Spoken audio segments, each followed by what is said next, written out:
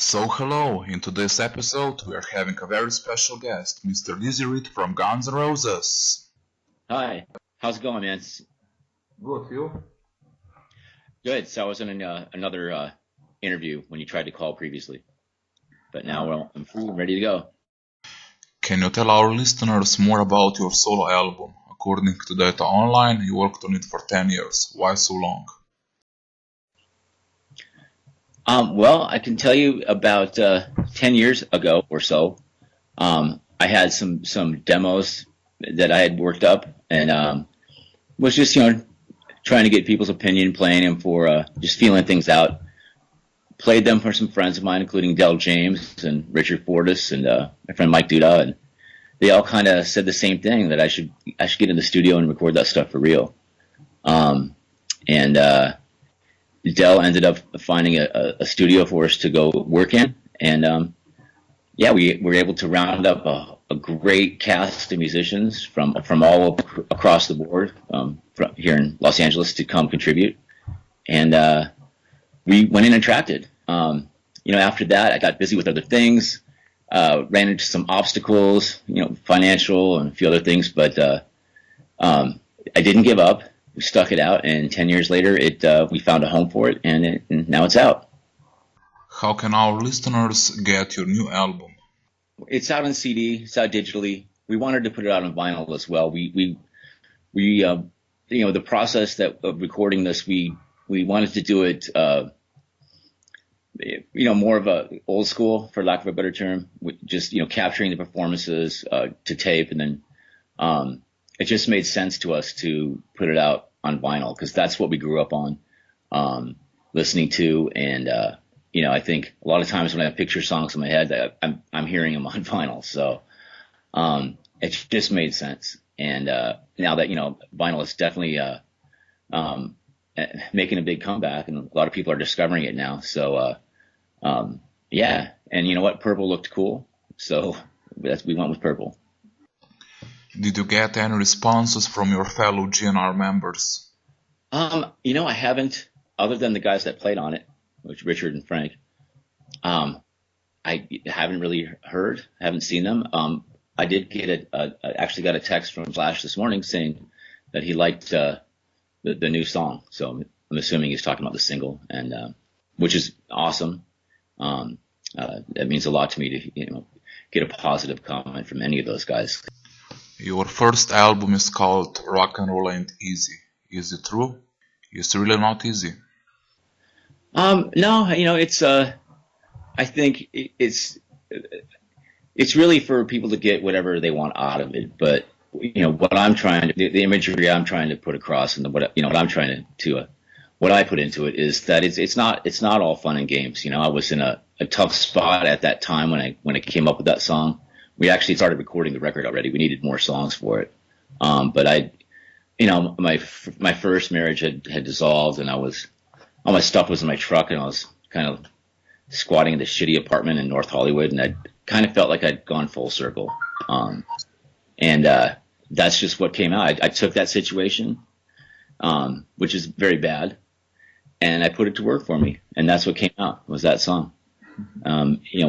It's we like to reflect on all the good times and thing, and we should, but it's a bit of a euphoric recall.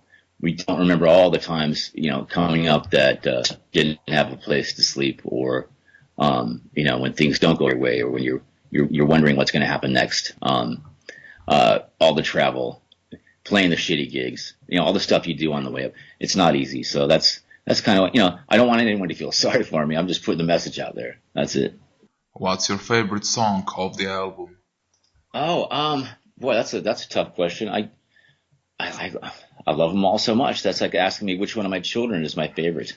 I can't say one or the other, but I guess it kind of goes. 1 week it'll be one, the next week it'll be. Right now, I'm kind of partial to Cheers to Our Oblivion. Will you be opening with your solo band for GNR anytime soon? Yeah, I don't know if I'd survive that, because we play 3.5, 4 hours. So if they tack another 45 minutes onto that, I don't think I'd make it. No, it's not. I don't want to do double duty. It's a Guns N' Roses show. I'm just going to focus on that. However, if someone came up with that idea and threw it at me and it seemed like it was worth it, I'm not opposed, but probably wouldn't be the best thing for me health-wise. Can we expect some solo dates here in Europe? We are definitely going to try to, squeeze that in at some point whenever we can. I know we're gonna release the CD and the vinyl over in Europe and here in America, and so we're going to try to get some shows happening. It just really depends on Guns N' Roses' schedule right now. That's my priority. But we definitely want to, bring all the music to the masses. So, this was the part about your solo album, and now the question you probably heard a million times. How does it feel to play with Slash and Duff once again? It's been great. I think, I've said this when it'd been quite a while since I'd talked to Slash at all. I'd seen Duff off and on. But when we got in the studio, it seemed like we just kind of picked up where we left off, man. It seemed natural and cool and good. And it was just good to get back to work with those guys. Really fantastic. And, just an honor to be on stage with them every night. They, we all work our asses off, but, it's because of those guys. They definitely, they raised the bar. They are who they are, and they've had the success that they've had because of, the hard work that they put into it. So it rubs off, and, it's been fantastic. I'm looking forward to, doing some more shows with those guys. Next to Axel, you're the longest-serving member in GNR. You have been a part of a band since 1990. What's your secret? I just try not to be a dick. Just try to do my job. And I think just as importantly, I don't really think about longevity or seniority or anything like that. I just roll with the changes, and I'm here. I'm the keyboard player, contribute what I can, and just try to do what's asked of me. And that's pretty much it. I'm very fortunate and I'm very lucky to have been a part of this for so long and to have been given the opportunity to do this. And I try not to take that for granted and try not to let that out of, I just try to see the big picture, so it's been a blast. From 1990, you played on 4 GNR albums. Which is your favorite one and why? Which is my favorite one? Well, I love them all equally, again. But I think the Spaghetti Incident still sounds great. I think it's underrated. I say that a lot. That's still something that I don't mind listening to. I think it still holds up. But, Chinese Democracy, I put so much into that, so much time, so many years, and was so happy when it finally came out. I think that's probably, if I have to pick one, probably say that one. Since next European leg of the current tour is almost here, next question seems appropriate. Are you guys planning to refresh your set list? Yeah, I hope so. I hope so. I can't confirm that, but it's something we talk about, and we always seem to be adding songs, so it's a possibility.